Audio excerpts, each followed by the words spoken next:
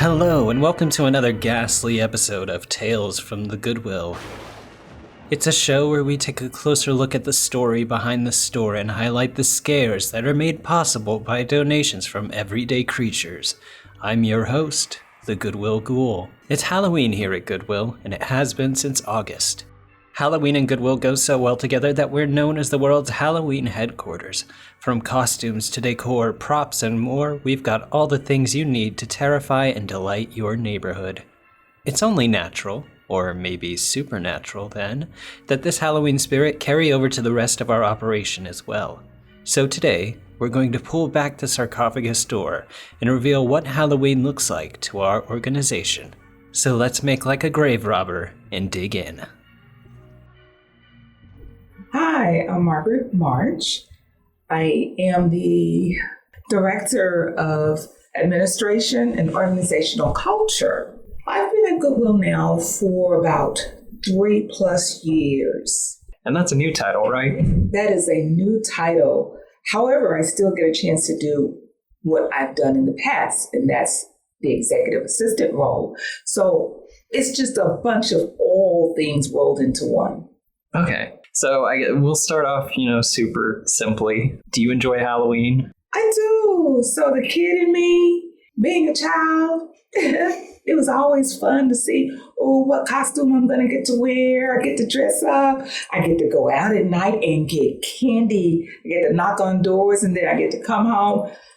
With my son, it was a little bit different. We actually had to go to structured events. So we'd always go to church and have with this fall festival. Right. And of course, we had all kinds of little booths that we would go to. And oh my goodness, we would go all out for the kids, just have all fun things, have food and trunk or treat. Right. Yeah. So yeah, it was a big deal for him too. How deep do you get when it comes to like costumes? Were you, did you ever craft your own or your son's, or were you more like go to the store and see what's like popular this year? I was more of a let's see what we have around the house. Let's make it up. Okay. And I guess that's because my mom was a seamstress, designer. So we made a lot of things. Did she ever make you costumes? Oh yeah. Oh yeah. Yeah. Everything was made. I was gonna say, like, I'm getting some vibes that maybe there was like an embarrassing costume or two. Well, no, because she was good. Right. She was really good. So it's like it was very finished.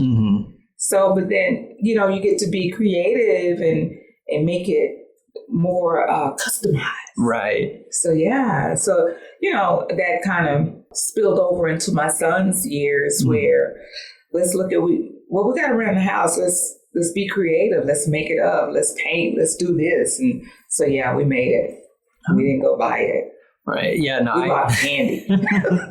That makes sense. I came from a family with 3 boys, so there was a lot of hand-me-downs when it came to costumes. I was the oldest, so I'd wear a costume for 2 or 3 years and then pass it down, and then that would get passed down. So I understand the value of wanting to save for Halloween and being crafty where you can.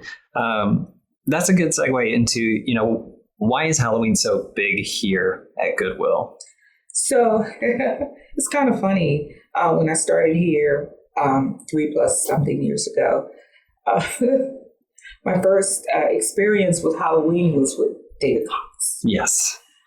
Oh my God. He was like, so we always get together and decide what costumes we're going to wear. So he starts like in January. He really goes all out with costuming. And that's part of his art background. So I get it. I myself probably didn't go that far with it, but I'm more on the festive side. I like to see other people enjoy it. Right. I want to do the creative, let's come up with some ideas to make it more enjoyable, the carnival side of it. That's me. That makes sense. Yeah, I think my first year here, leading up to Halloween, they were essentially like, okay, you're new here. We're going to fill you in. The day of Halloween or before, that Friday, we're going to work for about maybe 2 hours, and then we're going to spend 30 minutes getting prepared and in costume, and then the rest of the day is just like a celebration. Yeah.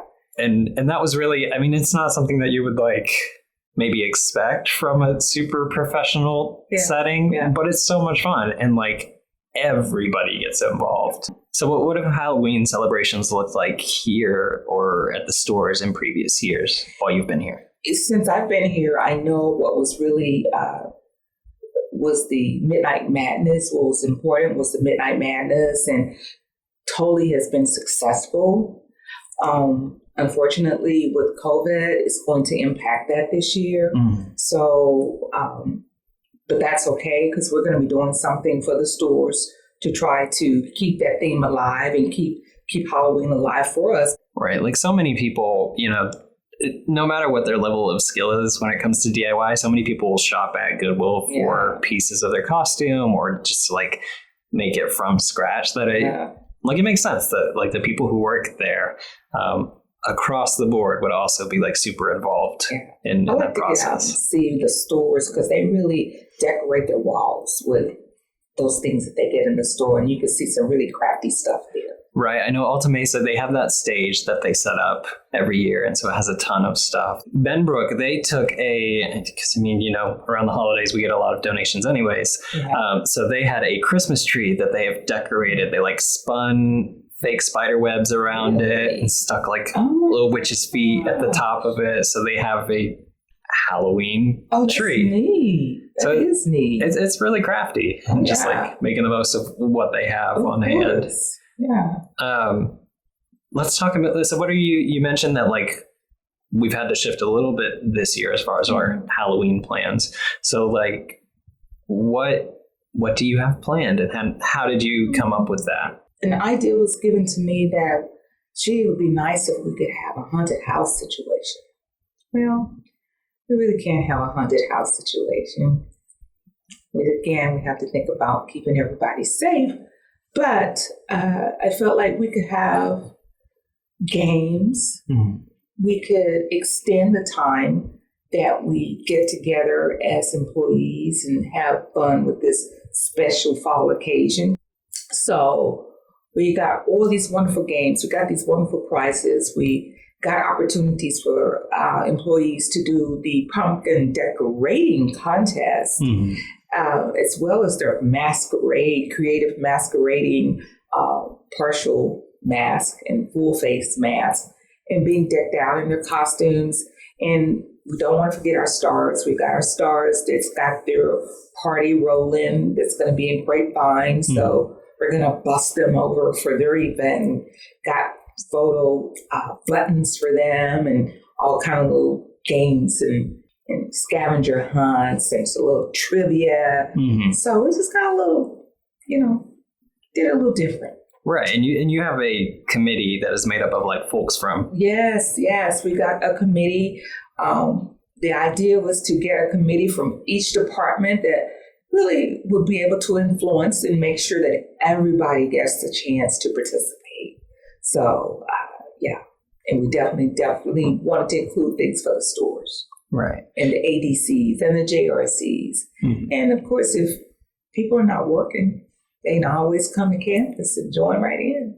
In addition to playing a critical role in organizing this year's festivities, Margaret also manages the Rogues Gallery, a collection of odd donations that we can't seem to part with.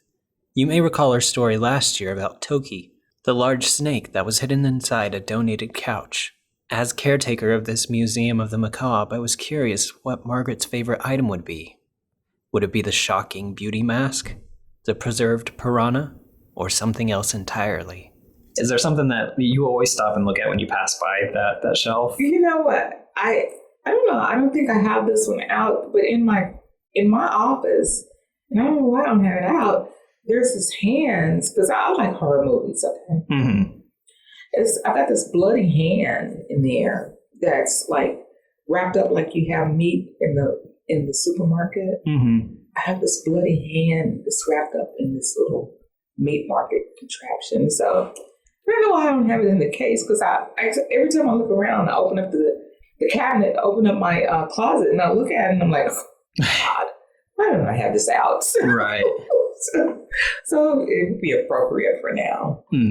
I don't know. I feel like every time I pass by it, like I always look at that weird mask that you're supposed to put on. That's like the electroshock or something. Yes. We got some good pieces in there. Right. Like I'm sure at the time it came out, it was probably marketed as being very practical and like good for beauty or whatever. But it's just it's very like, there's something horrifying about it that I don't know. It's like Man in the Iron Mask or like something. Yeah, or something with, you take out, this person behind this mask with these powers or something. Right. Oh, it's interesting.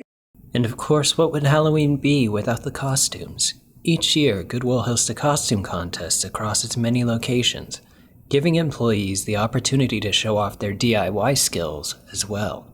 What are some of the, most creative or scariest costumes that you have seen, like either from Goodwill staff or stars or like anybody here?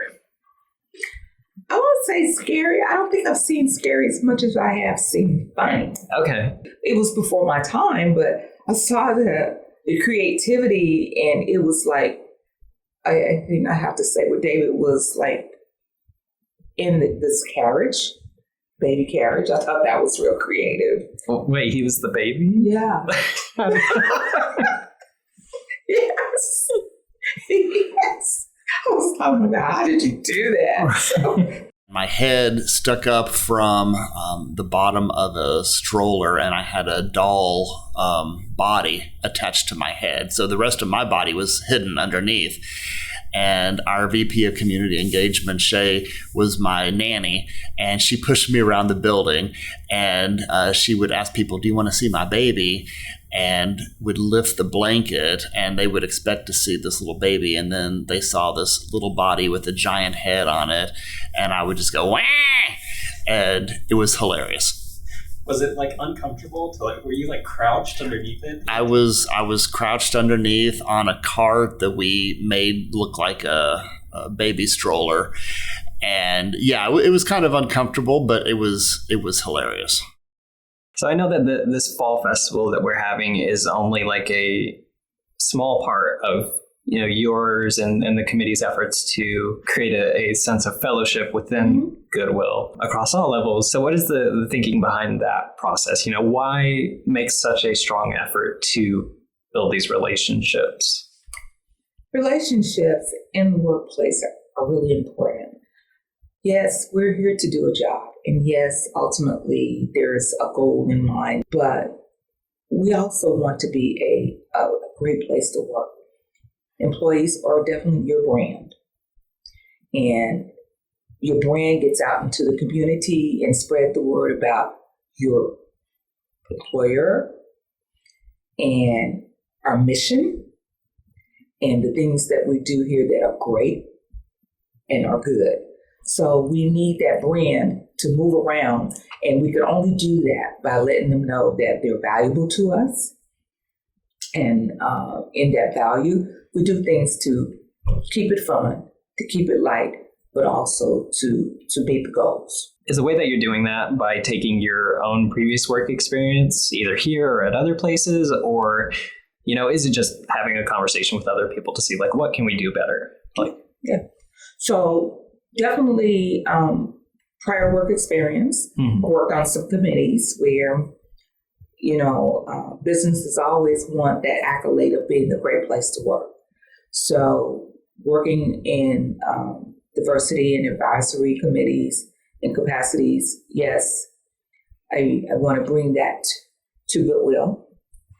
And I did go to a training where there's organizational, cultural training. So again, I learned some things from that training that I want to bring to Goodwill. I just think it's important, like you said, that fellowship.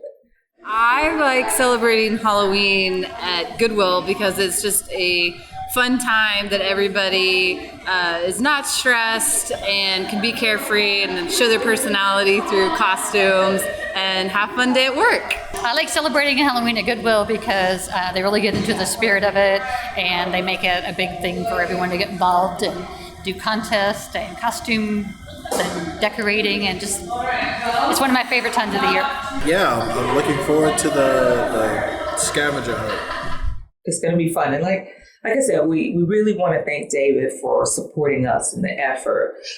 He's allowing us to extend the time that we do all of this on Friday. We're going to get started at 11 and we'll go all the way from 11 to 2. So he's letting us have a good time with that. So what are you kind of hoping that, people will get out of this week-long events or the day of specifically? I just want to hear one word. Well, it's more than one word. I want to do that again. That's what I want to hear. Okay. I want to do that again. So then I'll know it was a success. I always enjoy visiting the stars during their holiday events because they go all out and they just have so much fun. I hope as many people as possible can get over and celebrate with them because they will love it too. Mm-hmm. And then we got treats for them on Friday as well. Mm-hmm. So they're always a part of us. Right. Yeah. The reason this is going to be great is because everybody gets involved. So I encourage everyone to get involved. You'll love it. So there you have it. Now that you know more about the secrets behind Goodwill stores, it's time we close this tome and sink back into the shadows. Until next year, from all of us at Goodwill, happy Halloween.